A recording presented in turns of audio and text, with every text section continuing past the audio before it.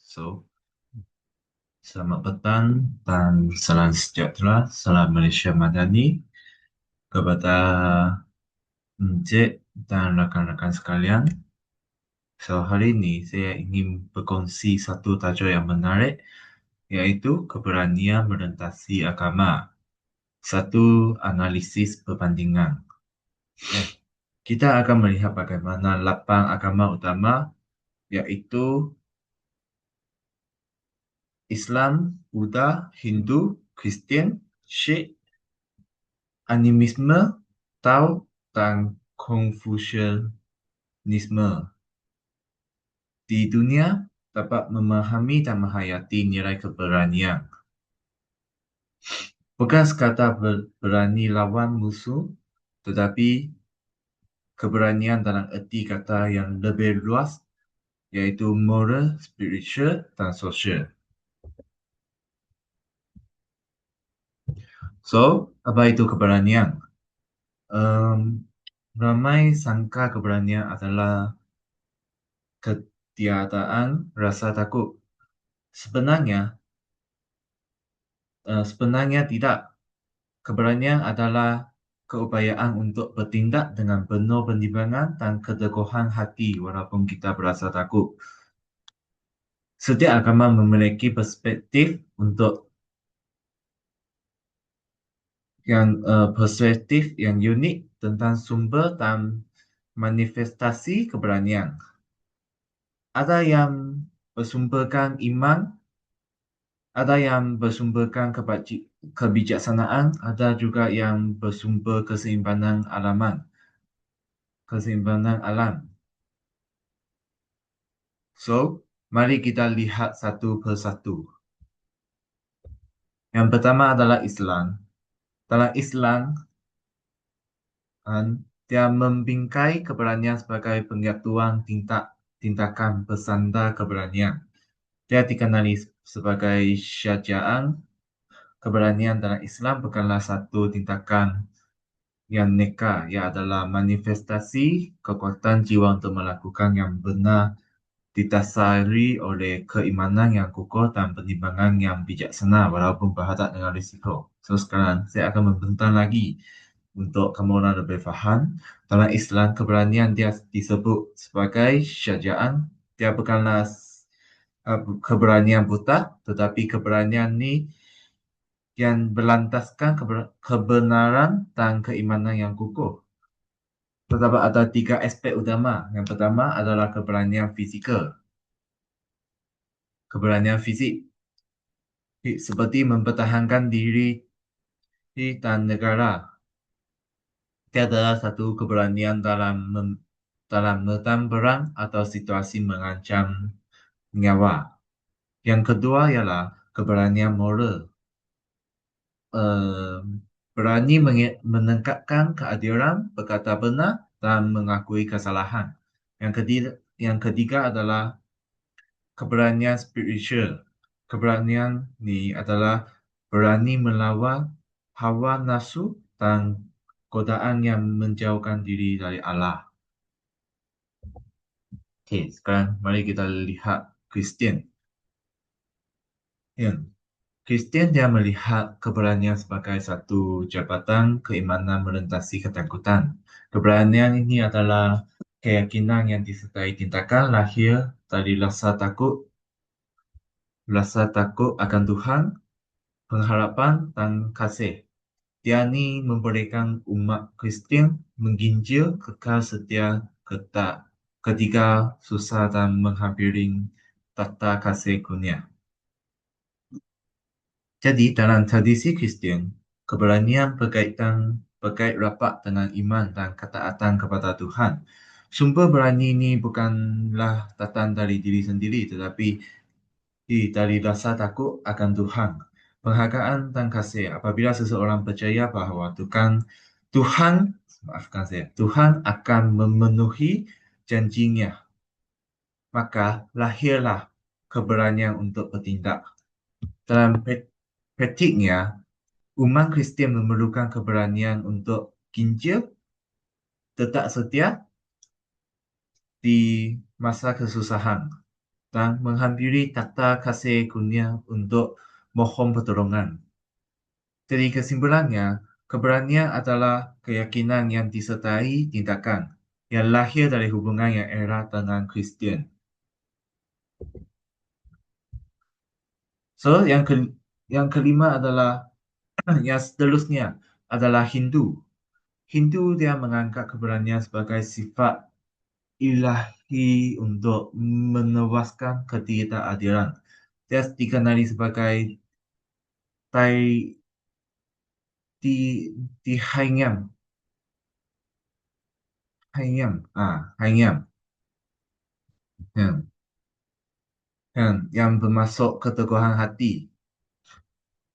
Dalam teks klasik manuskripsi, keberanian adalah disenaraikan sebagai salah satu daripada 10 ciri ta di tamang, yaitu kewajiban moral yang mesti dihayati. Tanpa keberanian, seseorang tidak mampu menunaikan tanggungjawab. Dalam epik Ramayana dan Mahabharata, watak seperti Hanuman melambangkan keberanian dan kekuatan fizikal yang luar biasa untuk mengalahkan kejahatan. Kesimpulannya, untuk Hindu ni, keberanian adalah keteguhan hati yang penting untuk menempuh cabaran dan memenangi pertempuran melawan ketidakadilan. Okey, sekarang seterusnya adalah Buddha. Ah, Buddha ni mentarifkan keberanian melalui pemikiran jernih dan usaha berterusan. Dalam ajaran Buddha, keberanian dipanggil Wiyah. Adalah salah satu daripada 6 kesempurnaan. Wiyah ni bermaksud usaha yang tidak tergoyahkan dalam mempraktikkan ajaran Buddha. Yang menarik ni, Buddha mengajarkan 4 jenis keberanian, bukan bukan keberanian untuk berperang, tetapi keyakinan seseorang Buddha untuk mengajar kebenaran yang dilihat sendiri tanpa takut dikritik atau dipersoalkan. Aplikasinya dalam kehidupan seharian, keberanian diperlukan untuk berfikir dengan matang sebelum bertindak, mengembangkan kreativiti dan membina masyarakat berdasarkan cinta kasih dan kebijaksanaan. Jadi, kesimpulannya, keberanian ni lahir dari pemikiran yang jernih dibantu oleh kebijaksanaan untuk mencapai kebahagiaan sejati. Bagi Sikhisme, Sikh ni mempunyai satu konsep yang sangat indah, ialah Chati Kala, yang bermaksud semangat yang sentiasa meningkat atau kegembiraan abadi. Jadi, dari ini, falsafah ni dia berakar pada kepercayaan yang teguh kepada keadilan ilahi. Seorang Sikh dilatih untuk menghadapi bahaya dengan penuh ketenangan dan ketetapan hati, tanpa panik dan tanpa putus asa. Aplikasinya, yang keberanian ini dia mendorong seseorang Sikh untuk membelah keadilan dan menentangkan penindasan dengan penuh belas kasih, diilhamkan oleh teladan para pahlawan suci yang disebut San Sipahi. So, kesimpulannya, keberanian adalah keadaan fikir yang positif, optimis, dan berdisiplin tinggi dalam semua situasi.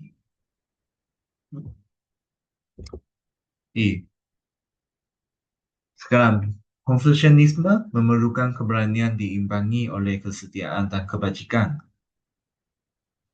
Dalam ajaran Confucius, keberanian dipanggil Yong. Dia adalah dia adalah untuk digunakan untuk meningkatkan kebenaran dan memperbaiki silap diri.